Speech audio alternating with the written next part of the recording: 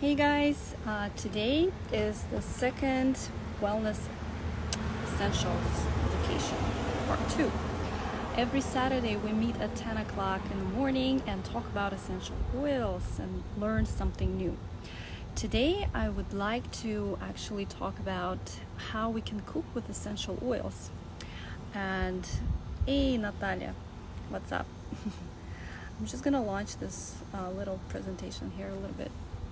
So now the question is why would you cook with essential oils when there's a lot of spices out there, there's a lot of different kinds of foods, it's an abundance of products all over, right? So why would you cook with essential oils? So when you add some spices that you buy in the store, you don't really know what's inside of them. Honestly, they're full of additives and you would never know for sure how this or that can affect your health. When it comes to essential oils, we know these are natural, 100%. I'm talking about doTERRA actually right now. So they are 100% natural, pure and potent essential oils, which are certified pure therapeutic grade, which means that you can actually consume these oils. And when you add one of these, let's say lemon, you already know what kind of benefits you can get once you add that to your dish. So let's see what we got here. Why would we add an essential oil to our food? The very first reason is for adding the flavor, right? They're very powerful and potent, so which means they're concentrated, right? And you can add just a little bit of an oil and make your dish stand out. If you're cooking for some special occasion and you're out of an ingredient, that's a convenience. When you have lemon oil, you can just add a drop or two and you can get that lemon flavor if you don't have the actual lemon. What is the difference if I add a lemon oil or a regular lemon, right? These are two different things. Lemon juice is actually totally different by the taste, and it's juice. It's not how do I do that? The juice is not extracted from the peel, and the lemon oil is extracted from the peel. So it's two different things, and the benefits and the chemical constituents are totally different. And yes, but actually I don't have it here, but I add lime to tequila. You can definitely, if you're out of limes, which always happens, right? I don't want to talk about alcohol, stop. But we're all on quarantine, I get it. Off the topic, I add wild orange to a glass of red wine. Honestly, it's really kicks up the flavor. If the wine, especially if you don't like, you open up the bottle and it turns out that it's not what you expected, I tweak it with the essential oils. I add the wild orange and that's it. It's drinkable again, plus you get some extra benefits with that. Although essential oils and alcohol don't really go together, I do not recommend putting a lot, but people are all different. But okay, let's just go back to the adding a flavor, right? You can add these oils when you cook salads, when you make different other recipes. A lot of people bake with essential oils, cupcakes, banana breads, and all sorts of other things. You can marinate with essential oils some of your meats if you are into that. One thing I want to mention is what you get when you add the oils instead of just regular dry spices, or even I'm sitting by my garden here. What's the difference between this leaf of basil and a basil essential oil, right? How much of this can you add to truly make your dish stand out and be flavorful, when you can just add even a swirl, of it. When you use a toothpick, you can just put it in an oil, swirl it, and add it in the dish, and you'll be amazed how flavorful it will be. I don't want to waste it. So, internal benefits, right? A lot of us in doTERRA, we use lemon oil every day for detox properties, and some people don't like to drink water, so you can just add the oils that you can consume into your water and make it drinkable, because it doesn't taste like water anymore. You should try it. Any citrus oil would do, but a lot of people use some other oils as well. You can add a drop of peppermint and tea tree oil and some lemon, and you're gonna get a fresh breath.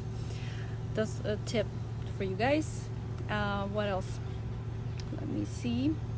So like I said, the essential oils I'm talking about is just the doTERRA. So they are really safe and natural, and a lot of tests were made. It's about 54 tests that they do to each single bottle, let's call it. Not exactly the single bottle, but the batch of the oils that they put in each bottle. And over here you have some numbers that you can go to the Source to You website and check actually the chemical constituents of each bottle. If they don't pass the certain criteria, they will never release these oils for us to consume. And you know, it's always best when you use the oils that are meant for consuming, and each oil has directions on the bottle on the side, and it will tell you if the oil is safe to consume or not. So let me just tell you real quick which oils are safe and which oils are not.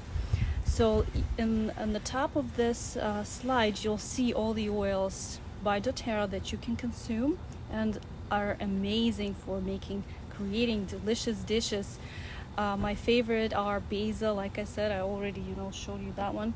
I use wild orange for my morning oatmeal. It's incredible.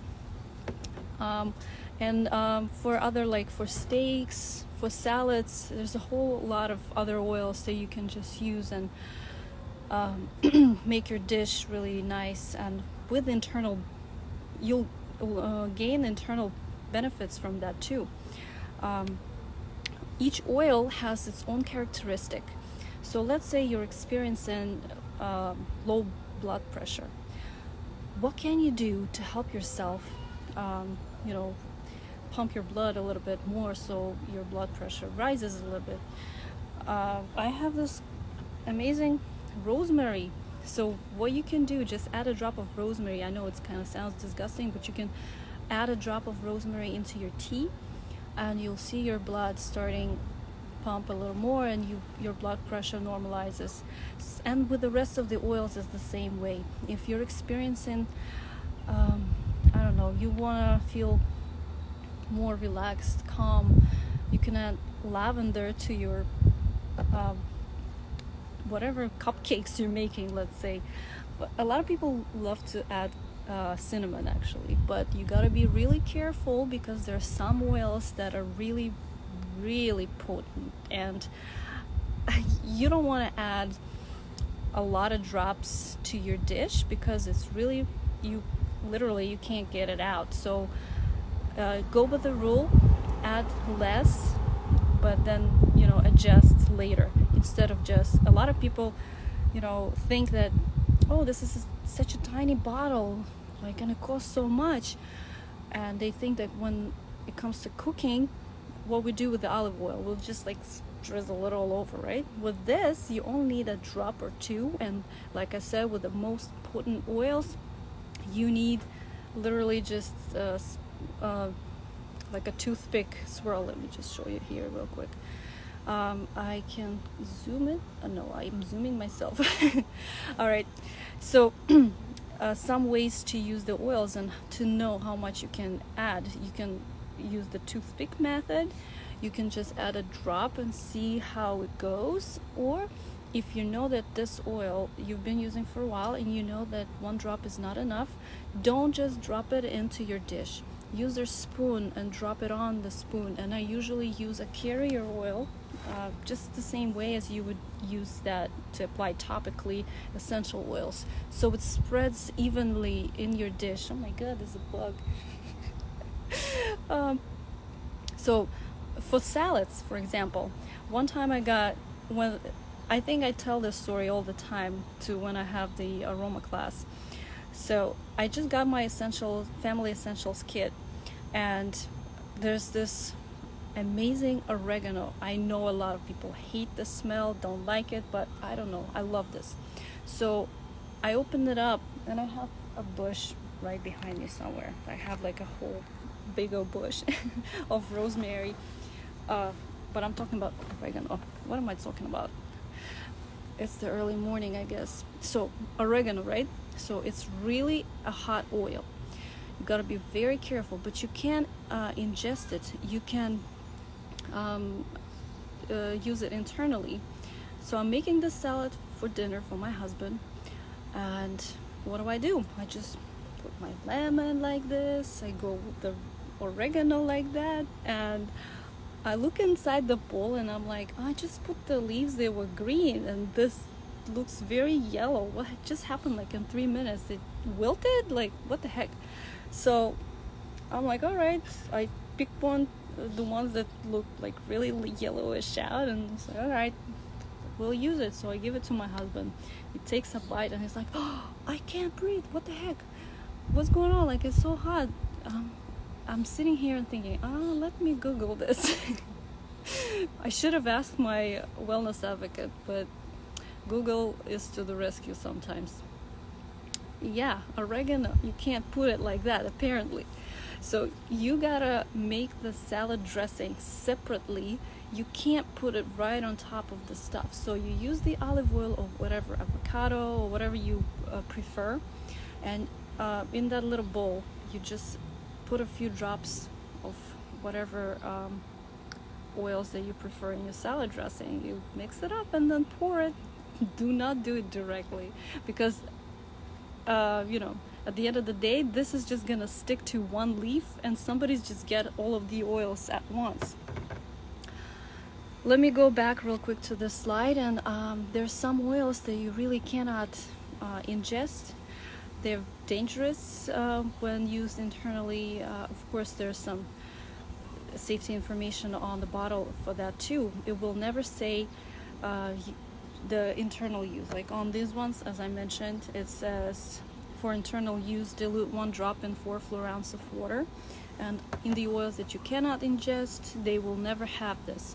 In some countries, and I know doTERRA is all over the world now, some countries, I think we just talked about it the other day, in Japan or some other country, some oils that are allowed to ingest in the US are not allowed in there. So their bottles would be adjusted for that. And you have to be careful, even if you like want to experiment. I don't know, you want to have a cupcake taste of a Douglas fir, which I highly doubt, but who knows what people do during the holiday season. Especially like in Russia, they drink for 14 days there. So people experiment all the time. Do not do that.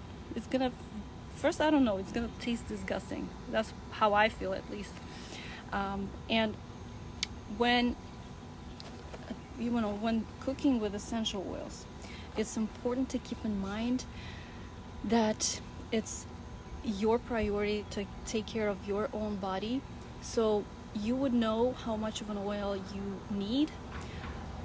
Everybody's taste preferences are different, and when you're cooking for like if you're cooking something, you can put 5 drops of this oil. For you, it's going to be tasty, delicious. But if you're cooking for the whole family, try to, like I said, stick to the rule of less is better than more, and allow them to adjust themselves later if they want to do it.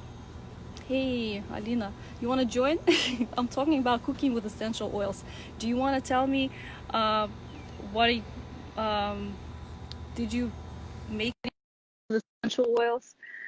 I did oatmeal with wild orange. That's my like drill every morning. I eat my oatmeal.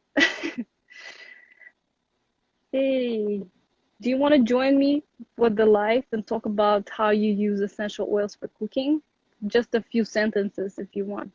I'm inviting you. I don't know if you can accept now or not.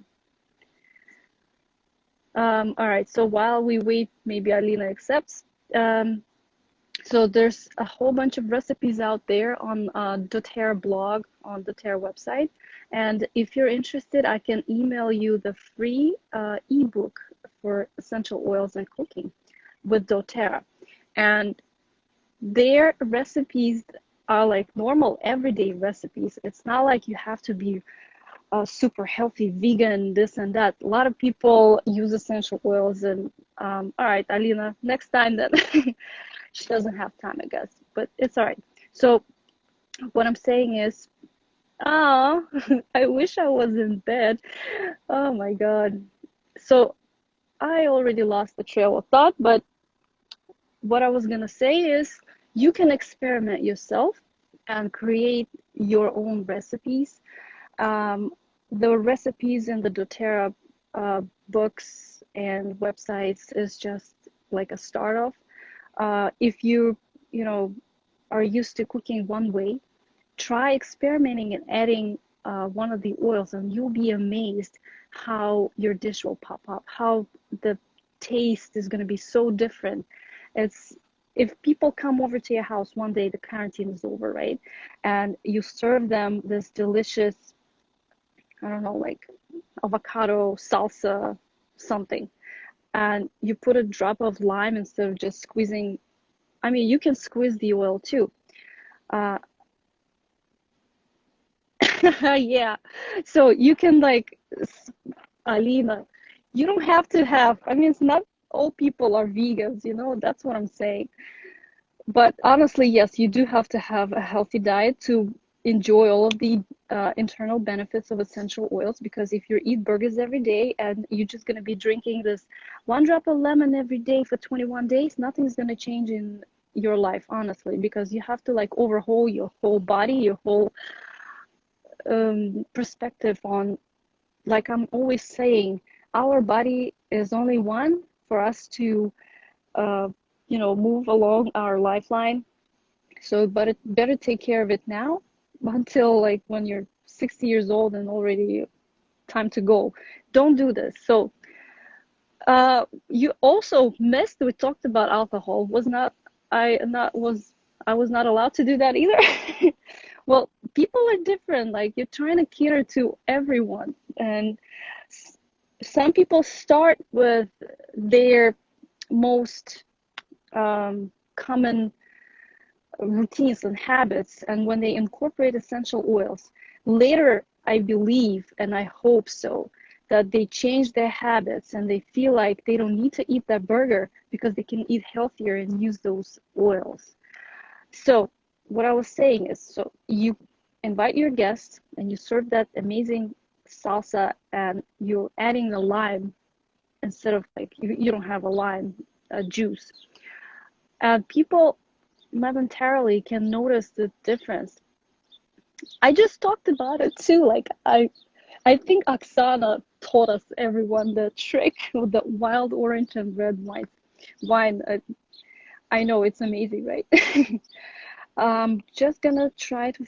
One more thing I wanted to tell you guys about essential oils. When you try to mix the oils before you add them to the dish, you cannot use the plastic cookware. First of all, because especially citrus oils, they can penetrate into the plastic and release those bad chemicals into the food. Like let's say you're mixing the salad in a bowl of plastic and you're adding a lime or lemon to it and expect that something bad is going to happen. So always use glass, stainless steel, or ceramic, especially when baking. By the way, when I know a lot of like people say you cannot heat the oils because they lose their properties and this and that, but what happens if you can't add the oil at the end of your cooking process? You just I don't know, you can't bake something and add cinnamon at the end to that cinnamon bun, you know. So what they recommend is adding a little more, because once your food is undergoing the heat process, the oil evaporates a little bit, right? And so do all the good things with it. And they recommend just adding a little more. And always, if you don't know what to do, find the recipe, because I mean, it probably somebody already tried that recipe many times, and they will tell you exactly how much you need, unless you really want to experiment. And I don't know. What else is there to say? I see. This is, I found this in this book that I'm recommending for you guys to download. This is some recipes. If you want to screenshot it, don't mind my face. These are like marinades that you can use for your meat or whatever. Let's see what else I got here for you. Oh, wow. By the way, I've noticed this amazing trend that people are doing smoothies or juicing and stuff like that. Add, your oils into your smoothie. You'll be surprised like how amazing they will end up. By the way, after this, I'm just gonna go and make myself one. What's your favorite smoothie? I love the green ones, and I add the lime. I don't know, it's really, really good. My husband, I don't know, he just likes the regular strawberry banana, nothing too crazy. But I always tweak it. He thinks I'm adding milk, I'm adding something else.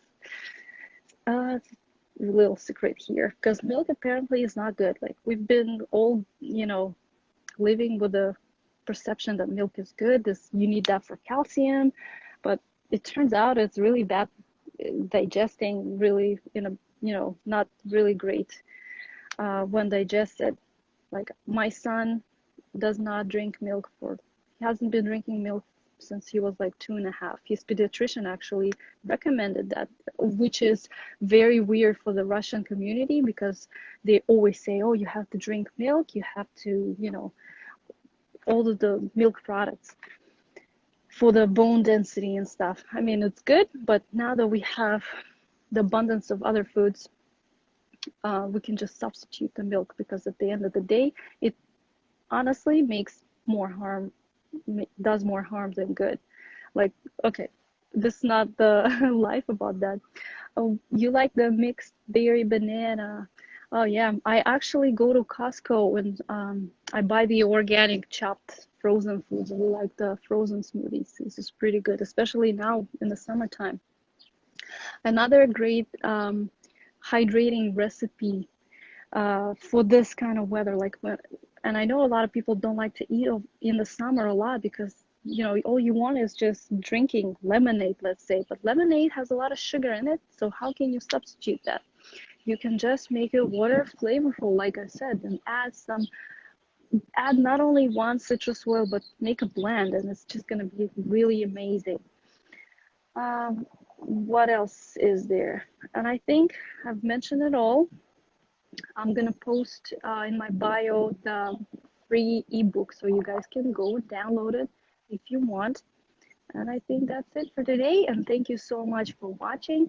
And I'll see you guys next Saturday at 10 o'clock in the morning for Essential Wellness Education with Anna.